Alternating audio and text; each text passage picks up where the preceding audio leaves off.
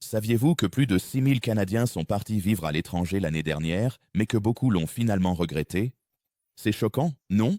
Il s'avère que toutes les destinations ensoleillées ne sont pas le rêve qu'elles semblent être sur Instagram. En réalité, certains pays qui paraissent excitants à première vue peuvent rapidement se transformer en cauchemars. Pensez à des coupures de courant quotidiennes, des contrôles gouvernementaux stricts ou même au danger de simplement marcher dans la rue. Alors avant de réserver ce billet aller simple, parlons des 10 pays que les Canadiens devraient éviter de choisir pour s'installer en 2025. Certains d'entre eux vont vraiment vous surprendre, surtout le numéro 3. Restez avec nous, vous devez absolument entendre ça.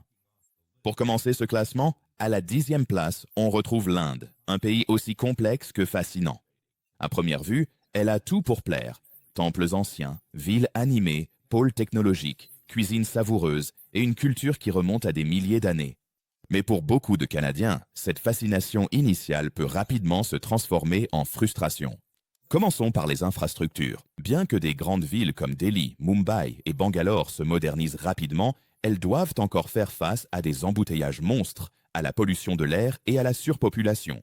Sortir pendant les heures de pointe peut donner l'impression d'entrer dans un labyrinthe sans fin de klaxons, d'autorickshaws et de trottoirs chaotiques. Il y a ensuite le climat. Dans certaines régions de l'Inde, les températures estivales dépassent régulièrement les 45 degrés, soit 113 degrés Fahrenheit. Ajoutez à cela les moussons saisonnières qui inondent les rues et paralysent la vie quotidienne, et vous obtenez un sérieux choc climatique pour quiconque est habitué aux hivers canadiens. Mais l'un des plus grands obstacles, la bureaucratie. Ouvrir un compte bancaire, signer un bail ou même prolonger son visa peut impliquer des piles de paperasse, des files d'attente interminables et des démarches qui semblent tout sauf simplifiées. Même les locaux plaisantent à propos de l'Indian Standard Time, une façon polie de dire que les choses ne se déroulent pas toujours à l'heure. Et même si beaucoup d'Indiens parlent anglais, les nuances culturelles, les normes sociales et la surcharge sensorielle peuvent rendre l'intégration difficile. Ce n'est pas que l'Inde n'est pas accueillante, c'est simplement que le rythme, l'ampleur et le mode de vie y sont radicalement différents. Ainsi, même si l'Inde possède un charme et des opportunités indéniables, s'y installer sans une préparation sérieuse peut vous laisser submerger, décalé et épuisé, surtout si vous vous attendez à une transition en douceur. En 9e position, nous partons ensuite pour l'Afrique du Sud, un pays débordant de paysages à couper le souffle, d'une faune emblématique et d'une grande diversité culturelle. Il est facile de tomber amoureux à l'idée de se réveiller près de la montagne de la Table ou de passer ses week-ends à observer les éléphants lors d'un safari. Mais lorsqu'il s'agit d'y vivre réellement, c'est là que les choses se compliquent. L'un des plus grands problèmes auxquels les expatriés sont confrontés est la sécurité. L'Afrique du Sud figure constamment parmi les pays ayant les taux de criminalité les plus élevés au monde. Même si toutes les zones ne sont pas dangereuses, comme le disent les habitants eux-mêmes, il existe des quartiers où il ne faut tout simplement pas mettre les pieds après la tombée de la nuit. Pour les Canadiens habitués à se promener librement, cette vigilance constante peut être épuisante sur le plan émotionnel. Il y a ensuite la question du délestage, un terme poli pour désigner les coupures d'électricité organisées par le gouvernement afin d'économiser l'énergie. Les coupures de courant sont planifiées, certes, mais cela ne les rend pas moins frustrantes lorsque vous essayez de préparer le dîner, de recharger vos appareils ou de travailler à domicile. L'approvisionnement en électricité irrégulier affecte également la pression de l'eau, l'accès à Internet et le confort au quotidien. L'accès aux soins de santé peut aussi représenter un défi. Si les hôpitaux privés sont excellents, le secteur public de la santé souffre souvent d'un manque de financement et de longs délais d'attente. Et bien que l'anglais soit largement parlé, naviguer dans les systèmes locaux, qu'il s'agisse d'assurance ou de baux immobiliers, peut s'avérer étonnamment bureaucratique et incohérent. L'Afrique du Sud est vraiment un pays d'extrême. Les points forts sont incroyables, mais les difficultés peuvent être rudes, surtout si vous n'y êtes pas préparé mentalement et émotionnellement. Et au fait, si vous trouvez cette analyse utile, n'oubliez pas de vous abonner. Nous avons encore plein de conseils pratiques à partager sur la vie à l'étranger, les destinations à privilégier et tout aussi important, celles à éviter. Numéro 8, le Brésil.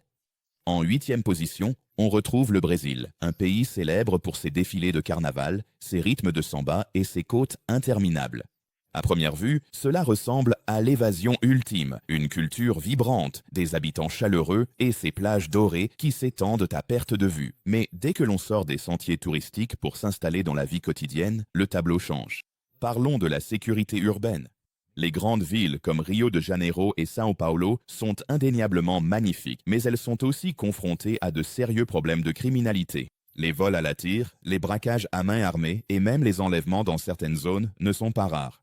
Si de nombreux habitants apprennent à gérer ces risques, pour les nouveaux arrivants, en particulier les Canadiens habitués à un niveau de sécurité publique plus élevé, cela peut devenir une source constante d'anxiété. Les soins de santé sont un autre point à considérer. Les hôpitaux publics souffrent souvent de surpopulation et de longues files d'attente, surtout en dehors des grandes villes. Bien que les soins privés soient disponibles et généralement bien meilleurs, ils ont un coût qui n'est pas toujours facile à assumer sans une bonne assurance.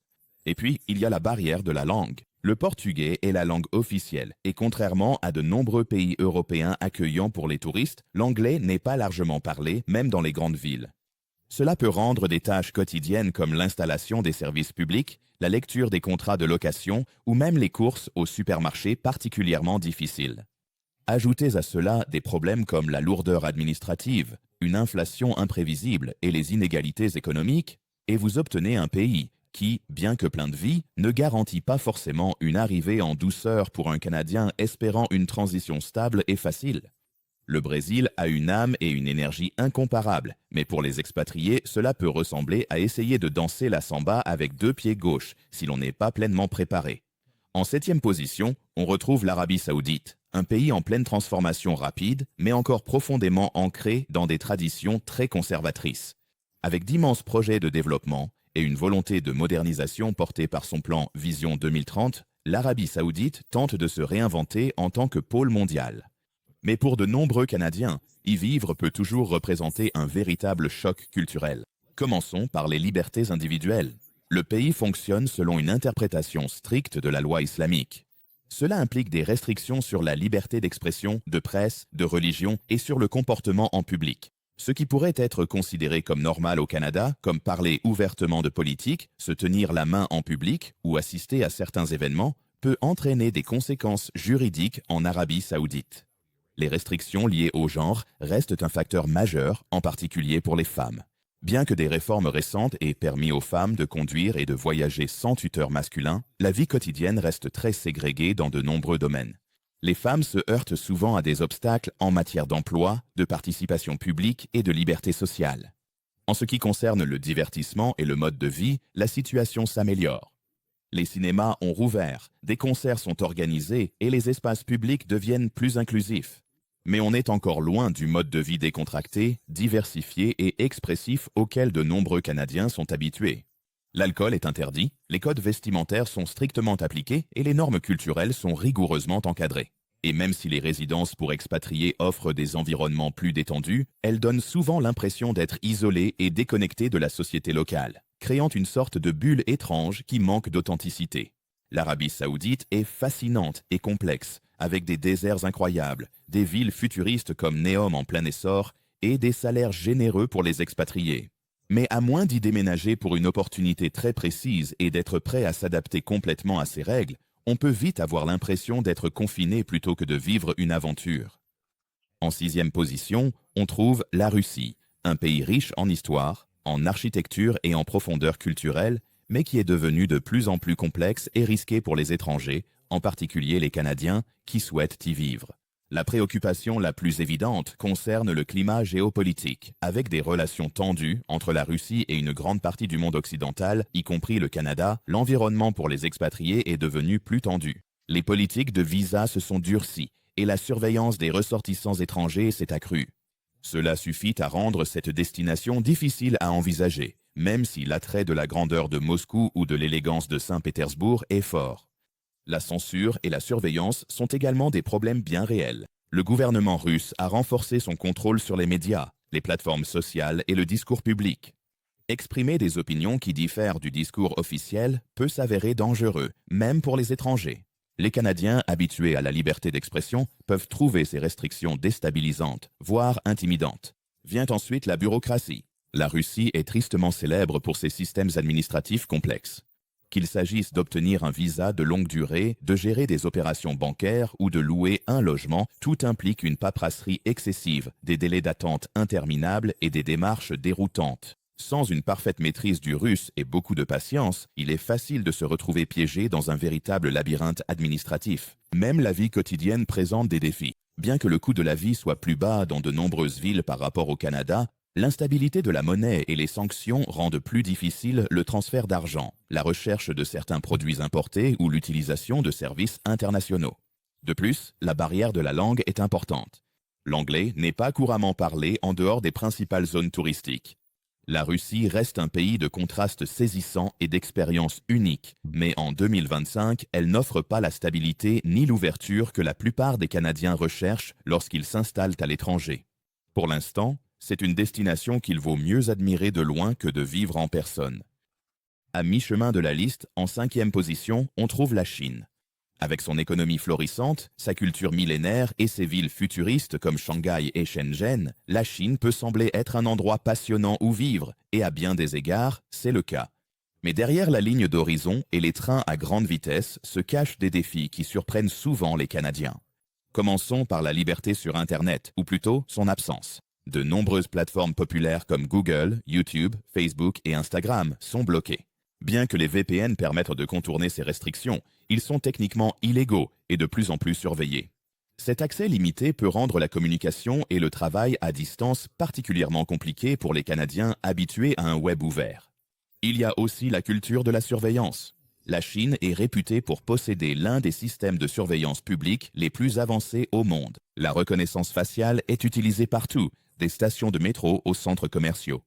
Pour les nouveaux arrivants, ce niveau de surveillance peut être déstabilisant, surtout si vous accordez de l'importance à la vie privée. Les réglementations en matière de visa constituent un autre obstacle. Travailler légalement en Chine nécessite une documentation stricte, des examens de santé et le parrainage d'un employeur. Même dans ce cas, les règles changent fréquemment et de nombreux expatriés se sont retrouvés contraints de partir à la dernière minute en raison de changements soudains de politique ou de complications administratives. Les différences culturelles sont également profondes. Bien que les grandes villes soient modernes et cosmopolites, les normes sociales et les attentes du gouvernement privilégient souvent la conformité et le contrôle. S'exprimer librement sur la politique ou même sur certains sujets de société peut rapidement vous attirer des ennuis. Et bien que les soins de santé et les transports soient généralement efficaces dans les centres urbains, les zones rurales offrent un niveau de vie bien inférieur. Et la barrière de la langue reste une difficulté constante au quotidien. La Chine regorge d'énergie et d'opportunités, mais en 2025, elle exige des compromis importants, une adaptation culturelle et une vigilance permanente face à des règles qui peuvent sembler totalement étrangères aux expatriés canadiens. Passons au numéro 4, le Nigeria. Cette puissance d'Afrique de l'Ouest est célèbre pour sa musique, sa cuisine et son énergie vibrante. Des villes comme Lagos et Abuja regorgent d'entrepreneurs ambitieux, d'innovations technologiques et d'une population jeune débordante de créativité. Mais sous la surface, il existe de sérieux obstacles qui rendent l'installation difficile pour la plupart des Canadiens. Le défi le plus immédiat, les infrastructures. Même dans les grandes villes, les coupures de courant, souvent appelées NEPA, Takes Light, font partie du quotidien. L'électricité n'est pas seulement instable, elle est imprévisible. Beaucoup de gens dépendent de générateurs à carburant pour avoir de la lumière, ce qui ajoute à la fois des coûts et du stress au quotidien. L'approvisionnement en eau peut aussi être irrégulier, de nombreux foyers devant acheter de l'eau en grande quantité ou installer des systèmes privés. La vitesse et l'accès à Internet peuvent varier énormément, et les embouteillages transforment les trajets les plus simples en véritables marathons épuisants.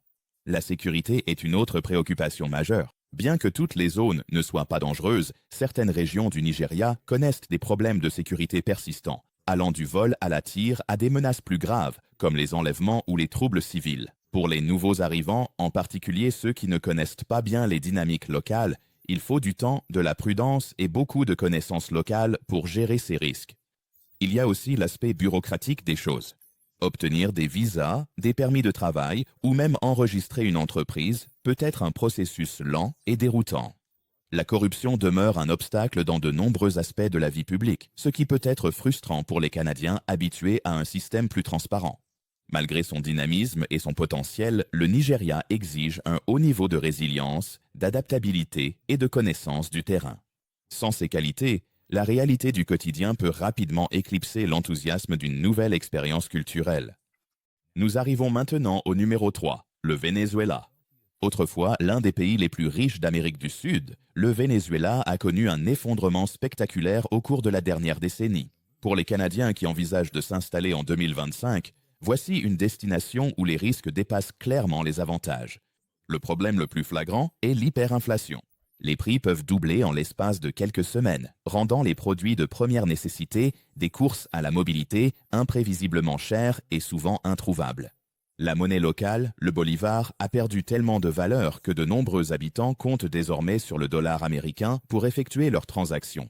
Mais même avec des dollars en poche, il peut être difficile de trouver des produits de base. Les longues files d'attente pour la nourriture, le carburant et les médicaments restent une réalité pour de nombreux habitants. L'instabilité politique ne fait qu'aggraver la situation. Le pays est profondément divisé et le gouvernement est fréquemment accusé de réprimer la dissidence, de manipuler les élections et d'utiliser les forces de sécurité pour maintenir le contrôle. Des manifestations peuvent éclater sans avertissement et il est souvent conseillé aux ressortissants étrangers de rester discrets ou d'éviter toute discussion politique. Il y a ensuite la question de la sécurité. Les taux de criminalité, en particulier dans des villes comme Caracas, figurent parmi les plus élevés au monde. Les vols à main armée, les détournements de voitures et les enlèvements sont des préoccupations sérieuses, même en plein jour. Pour les Canadiens habitués à un sentiment de sécurité publique, l'adaptation est difficile. L'accès à des soins de santé fiables est limité et le système public a été gravement touché par des années de sous-financement et d'exode des cerveaux. Il existe des soins privés, mais ils sont coûteux et souvent mal équipés. Malgré la beauté de ses paysages et la chaleur de sa population, le Venezuela en 2025 reste un endroit extrêmement instable et difficile où vivre.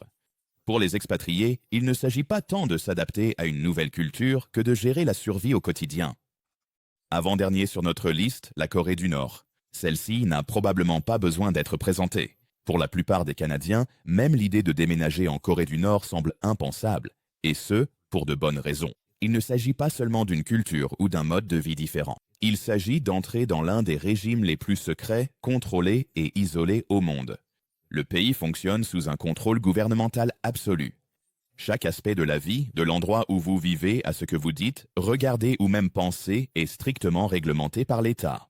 Les étrangers sont surveillés en permanence, souvent accompagnés de guides gouvernementaux, avec très peu, voire aucune, intimité ou liberté d'explorer. L'accès à Internet tel que nous le connaissons n'existe tout simplement pas. Le citoyen moyen n'a aucune connexion au web mondial, et même les visiteurs étrangers sont limités à des systèmes Internet fortement censurés. Communiquer librement avec le monde extérieur est presque impossible, et même apporter des appareils comme des ordinateurs portables ou des téléphones peut susciter la méfiance. La liberté d'expression et d'opinion est totalement absente. Toute critique du régime, du dirigeant ou de la structure politique, qu'elle soit intentionnelle ou non, peut entraîner de lourdes sanctions. Des ressortissants étrangers ont déjà été détenus par le passé pour des infractions apparemment mineures, comme avoir pris des photos non autorisées ou avoir laissé du matériel de lecture derrière eux. Même la logistique de la vie quotidienne reste un mystère. Il n'existe pas de marché immobilier ouvert. Les services bancaires sont limités et des activités courantes comme faire des courses ou utiliser les transports sont souvent orchestrées ou restreintes. Pour les Canadiens habitués au dialogue ouvert, à la diversité des modes de vie et aux droits individuels, la Corée du Nord représente l'exact opposé. Ce n'est pas seulement un endroit difficile où vivre, c'est un lieu où il faut renoncer à presque toutes ses libertés. Donc, à moins d'entrer dans le cadre d'une rare mission diplomatique ou humanitaire, s'installer en Corée du Nord n'est pas seulement déconseillé, c'est pratiquement impossible et potentiellement dangereux. Parlons maintenant de la Turquie. Il est facile de comprendre pourquoi ce pays fait rêver tant de voyageurs et d'expatriés. Des plages baignées de soleil d'Antalya aux rues historiques d'Istanbul, la Turquie mêle l'Orient et l'Occident d'une manière que peu d'endroits peuvent égaler. Mais derrière ces images dignes de cartes postales se cache une série croissante de défis qui peuvent compliquer la vie des Canadiens envisageant de s'y installer. Le principal problème actuellement, l'inflation galopante. Au cours des dernières années, l'économie turque a connu de sérieuses turbulences. La valeur de la livre turque a chuté de façon significative, entraînant une forte hausse du coût de tout, des courses au loyer. Pour les expatriés qui dépendent de revenus étrangers, cette volatilité peut être frustrante. Et pour ceux qui gagnent leur vie localement, cela peut devenir étouffant. L'incertitude politique est une autre source d'inquiétude. Bien que la Turquie reste une démocratie de nom, les critiques affirment que les libertés civiles y sont de plus en plus érodées. Au cours de la dernière décennie, on a assisté à un renforcement du contrôle sur les médias, l'indépendance de la justice et la contestation publique. Ce climat a entraîné des restrictions accrues sur la liberté d'expression, en particulier en ligne. Il y a ensuite la question du visa et du processus de résidence. Alors qu'il était autrefois relativement facile pour les étrangers d'obtenir une résidence de longue durée, des changements récents ont rendu le renouvellement des permis plus difficile, surtout dans les quartiers très touristiques où des limites de population étrangère ont été instaurées. Ajoutez à cela la montée du nationalisme et les tensions occasionnelles entre les locaux et les communautés d'expatriés, et la Turquie commence à sembler un peu moins accueillante qu'auparavant. Cela ne veut pas dire que la Turquie n'est pas belle ou qu'elle ne vaut pas la peine d'être visitée, mais pour les Canadiens en quête de stabilité à long terme, de liberté personnelle et de système prévisible, le climat actuel ne correspond peut-être pas au style de vie méditerranéen paisible que beaucoup imaginent. Alors, lequel de ces pays vous a le plus surpris ou avez-vous votre propre liste de pays à éviter? Partagez vos réflexions ci-dessous. Je lis chaque commentaire. Et si vous n'avez pas vu notre dernière vidéo, assurez-vous d'y jeter un œil juste après celle-ci. Il y a beaucoup de choses que vous voudrez savoir. Nous passons des heures à élaborer ces analyses pour vous, alors si vous y avez trouvé de la valeur, soutenez-nous en vous abonnant rapidement. C'est un simple clic, mais cela compte énormément pour nous.